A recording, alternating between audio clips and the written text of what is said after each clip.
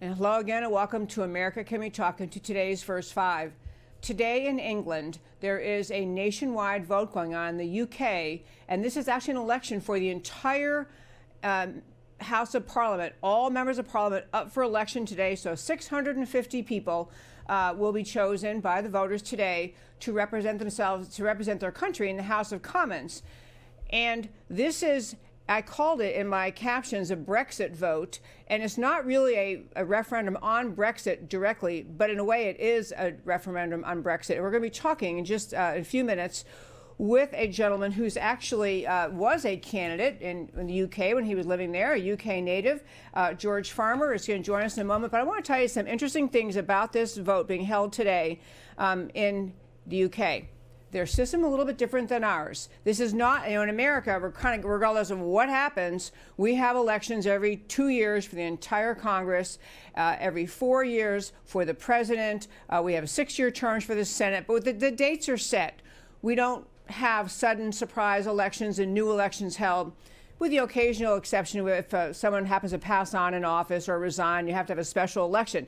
But this is the entire equivalent of our Congress being elected, and this is actually today, I believe it is the 4th vote in 5 years to again elect the members of the House of Commons.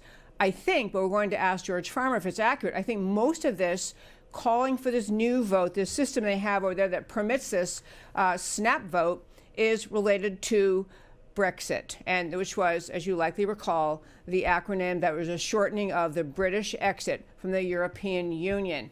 A couple of interesting things on the table right now, and we'll turn to George in a moment. But one is that to get the parties' names clear, the equivalence, because there's so many parallels between America and England. But the Labour Party is kind of like the Liberals, and they are headed by Jeremy Corbyn. They have the Tories, kind of like the GOP, headed by Boris Johnson, and the Brexit Party is kind of like the Tea Party, headed by Nigel Farage.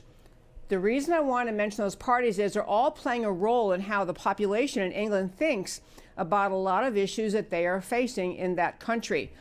And very recently, there has been more and more talk among Jewish British citizens, very, very concerned about what would possibly happen to them if we actually had a victory by the Labour Party, by Jeremy Corbyn. He is viewed by some, and perhaps not entirely fairly, but he's viewed as anti-Semitic, as not supportive of the Jewish population, a little too friendly and cozy with the Islamic population in England. So he causes them concern. And actually, as an organization, the British Jewish Leadership Council, headed up by Jonathan Goldstein, who's warned that the election of Jeremy Corbyn as prime minister would pose an existential threat to the Jewish community in England.